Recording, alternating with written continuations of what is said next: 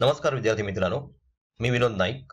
आपण पाहत आहोत इयत्ता 10वी विज्ञान भाग 2 पाठ पहिला अनुवंशिकता व उत्क्रांती. त्यापूर्वी AAS विद्यालय हे एक असं ऑनलाईन विद्यालय आहे की जिथे आपल्याला घरी बसून 6वी ते 10वी पर्यंतचे विविध विषय जसे social science, science, maths, Hindi, computer याविषयी कोचिंग मिळतं. तसेच टेस्टचा अमर्याद आनंद सुद्धा आपण या ॲपच्या द्वारे घेऊ शकता आणि उत्कृष्ट शिक्षकांचं मार्गदर्शन सुद्धा या AAS विद्यालय या ॲप मार्फत आपल्याला मिळू शकतं. तर आपण बघतोय अनुवंशिकता व उत्क्रांती. पहिला भाग म्हणजे अनुवंशिकता, म्हणजे एका पिढीतील गुण दुसऱ्या पिढीत कसे ट्रान्सफर होतात त्याच्याविषयी आपण या लेसन मध्ये बघणार आहोत. बघा, अनुवंशिकता व अनुवंशिक बदल. आता हे अनुवंशिकता आणि अनुवंशिक बदल ह्याविषयी माहिती देण्यासाठी आपल्याला बऱ्याचशा सायंटिस्टनी मदत केलेली आहे. त्याच्यापैकी 1886 मध्ये ग्रेगर जोहान मेंडल यांनी अनुवंशिकतेबद्दल निष्कर्ष शोधून काढले. 1901 मध्ये र्युगेर रीस उत्परिवर्तनाचा सिद्धांत मांडला. उत्परिवर्तन म्हणजेच काय, तर म्युटेशन. त्यानंतर 1902 मध्ये वॉल्टर सटन यांनी ग्रास हॉपर म्हणजे नाकतोड्याच्या पेशीतील जी गुणसूत्र आहेत त्यांच्या जोड्या पाहिल्या. म्हणजे आपल्या शरीरात सुद्धा जोड्यांनी गुणसूत्र असतात. जशी 46 गुणसूत्र, त्याच्यापैकी 44 हे ऑटोसोम्स असतात, समजात गुणसूत्रे, आणि एक जोडी जी असते ती 6 क्रोमोसोमची असते, ती आपली लिंग ठरविते. त्याच्यानंतर 1944 मध्ये ओस्वाल एव्हरी, त्याच्यानंतर मॅकार्थी आणि कॉलिन या त्रयींनी विषाणू वगळता सर्व पेशींमध्ये DNA असतो आणि DNA मधूनच ही माहिती जी आहे अनुवंशिक ती पुढे संक्रमित केली जाते याच्याविषयी संशोधन केलं.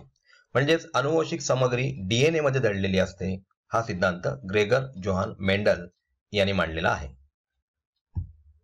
आता बघा, प्रतिलेखन, भाषांतर व स्थानांतरण. बघा, प्रथिनांची निर्मिती DNA मुळे होते. ती DNA मुळे RNAच्या माध्यमातून होते. त्याला सेंट्रल डोग्मा असं म्हणतात. कारण लक्षात ठेवा, पेशीमध्ये न्यूक्लियस असतो आणि न्यूक्लियसमध्ये DNAचे थ्रेड असतात. आता प्रथिनांची निर्मिती होण्यासाठी सेंट्रल पार्ट म्हणजे पेशीचा सेंट्रल पार्ट म्हणजेच DNA मुळे RNA यांच्या माध्यमातून होते, म्हणून त्याला सेंट्रल डोग्मा असं म्हटलं जातं.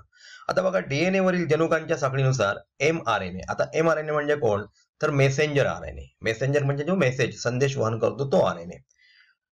मेसेंजर RNA ची निर्मिती होते. ही होत असताना DNAच्या 2 पैकी एका धाग्याचा वापर होतो. बघा, हे डबल हेलिकल स्ट्रक्चर आहे. आपण यापूर्वी सुद्धा मागील इयत्तेत बघितलेलं आहे की डबल हेलिकल स्ट्रक्चर आहे. त्याच्यापैकी एका स्ट्रँडचा वापर या mRNAच्या निर्मितीमध्ये होत असतो. तर तयार होणारा मेसेंजर RNA जो आहे तो DNAचा धागा या दोन्हीमध्ये असणाऱ्या न्यूक्लियोटाइडचा क्रम एकमेकांना पूरक असतो.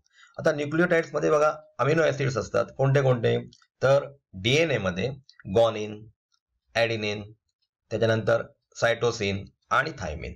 आणि RNA मध्ये पहिले 3 सारखेच असतात, परंतु थायमिनच्या ऐवजी युरासिल असतो.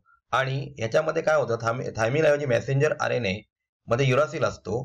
RNA तयार करण्याच्या या प्रक्रियेलाच प्रतिलेखन असे म्हणतात. म्हणजे मेसेंजर RNA ची इथे निर्मिती झालेली आहे, यालाच म्हटलं जातं प्रतिलेखन म्हणजेच ट्रान्सक्रिप्शन. बघा, प्रत्येक अमिनो अम्लांकरिता असलेला संकेत 3 न्यूक्लियोटाइडच्या संचाच्या स्वरूपात असतो. त्यालाच ट्रिपलेट कोडॉन असं म्हटलं जातं. म्हणजेच अमिनो अम्लांकरिता 3 संकेत असतात, ज्याला म्हणतात ट्रिपलेट कोडॉन. आता ट्रिपलेट कोडॉनचा शोध लावला तो म्हणजे डॉक्टर हरगोविंद खुराना यांनी. त्यासाठी त्यांना 1968 साली इतर 2 सायंटिस्ट बरोबर नोबेल पारितोषिक देण्यात आलं. त्यांनी सर्व 20 अमिनो ऍसिड्स करिता ट्रिपलेट कोडॉनची निर्मिती केली होती. आता आपण बघतोय भाषांतरण म्हणजेच ट्रान्सलेशन. प्रत्येक mRNA हा हजारो कोडांचा बनलेला असतो. लक्षात घ्या मुलांनो की प्रत्येक mRNA हा हजारो कोडांचा बनलेला असतो. त्यावरील संदेशानुसार प्रथिने तयार करण्यासाठी लागणारी अमिनो आम्ले पुरवण्याचे काम tRNA करतो. आता tRNA म्हणजे ट्रान्सपोर्ट RNA म्हणजे जो वहन करतो त्याला tRNA म्हटलं जातं. त्याकरिता mRNA वर जसा कोडॉन असतो त्याला पूरक क्रम असलेला अँटीकोडॉन म्हणजेच लक्षात ठेवा, बायोटिक फॅक्टर आपल्या शरीरात गेले की त्याला मारण्यासाठी आपण अँटीबायोटिकचा वापर करतो. कम्प्युटरला व्हायरस लागला की त्याच्यासाठी आपण अँटीव्हायरस वापरतो. त्याचप्रमाणे mRNA वर जो कोडॉन असतो त्याला पूरक असा अँटीकोडॉन tRNA वर असतो आणि ह्या क्रियेला भाषांतरण किंवा ट्रान्सलेशन असं म्हटलं जातं. आता बघा विद्यार्थी मित्रांनो, स्थानांतरण म्हणजे काय, म्हणजेच ट्रान्सलोकेशन म्हणजे काय. tRNA आणलेल्या अमिनो अम्लांची पेप्टिड बंधने शृंखला तयार करण्याचे काम rRNA करत असतो. rRNA म्हणजे रायबोसोमल RNA. या दरम्यान रायबोसोम mRNAच्या एका टोकाकडून दुसऱ्या टोकाकडे एक एक ट्रिपलेट कोडॉनच्या अंतराने सरकत जातो. लक्षात घ्या, ही जेव्हा क्रिया चालू असते त्यावेळेला रायबोसोम जो असतो तो mRNAच्या एका टोकाकडून दुसऱ्या टोकाकडे एक ट्रिपलेट कोडॉनच्या अंतराने सरकत जातो. या क्रियेस स्थानांतरण म्हणजेच ट्रान्सलोकेशन असं म्हणतात. बघा आपण आता या स्लाइड मध्ये बघतोय उत्परिवर्तन म्हणजे काय.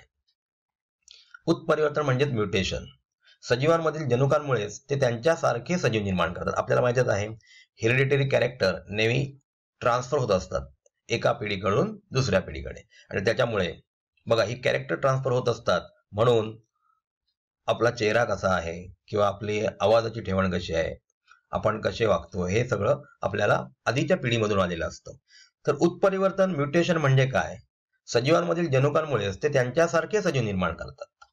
जनुकांत असणारे एखादे न्यूक्लियोटाइड अचानक आपली जागा बदलते. लक्षात घ्या मुलांनो की जनुकांमध्ये असणारे एखादे न्यूक्लियोटाइड जे आहे ते अचानक आपली जागा बदलते आणि त्यामुळे जो बदल घडून येतो त्यालाच उत्परिवर्तन किंवा म्युटेशन असं म्हटलं जातं.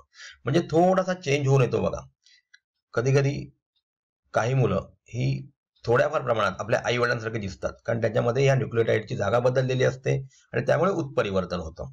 तसं आता आपण बघतोय की सध्या कोरोना व्हायरस याने जगात सगळीकडे धुमाकूळ घातलेला आहे. तर आपल्याकडे इंडियामध्ये तापमान बऱ्यापैकी जास्त आहे. मग ह्या तापमानाला तो मरेल असं काही जणांचं मत होतं, परंतु त्याच्यात म्युटेशन झाल्यामुळे त्यांनी ह्या तापमानात सुद्धा सर्व्हाइव्ह करणं योग्य ठरवलं आणि म्हणून त्याची जी इपिडेमिक आहे ती वाढत गेलेली आहे. आता बघा उत्परिवर्तनामुळे काय होऊ शकतं, तर उत्परिवर्तनामुळे सिकल सेल ॲनिमिया सारखी जनुकीय विकृती निर्माण होऊ शकते. म्हणजे उत्परिवर्तनामुळे काही आजारांची सुद्धा निर्मिती होऊ शकते. तर पहा विद्यार्थी मित्रांनो, आपण ह्या स्लाइड मध्ये म्हणजे ह्या सेशन मध्ये काय काय बघितलं, तर जोहान मेंडल म्हणजे ग्रेगर जोहान मेंडल यांचं अनुवंशिकतेबद्दल संशोधन, त्याच्यानंतर इतर सायंटिस्टनी त्यांना केलेली मदत, त्याच्यानंतर ट्रान्सलोकेशन कसं होतं, ट्रान्सक्रिप्शन कसं केलं जातं किंवा स्थानांतरण कसं केलं जातं. तर ह्याविषयी माहिती आपण ह्या स्लाइडमध्ये बघितली.